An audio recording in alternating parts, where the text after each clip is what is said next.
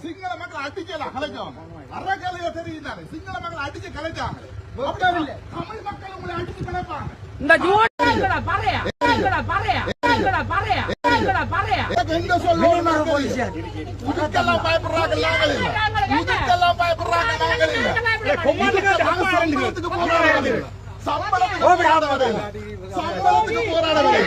அறக்கலைய தெரியுதானே சிங்கள மக்கள் அடிச்சலாம் கலைச்சவங்க அறக்கலைய தெரியுதானே சிங்கள மக்கள் அடிச்சு கலைச்சாங்களே தமிழ் மக்கள் உங்களை அடிச்சு கலைப்பாங்க தமிழ் மக்கள் அடிச்சு கலைப்பாங்க நாங்க பயப்பட மாட்டோம்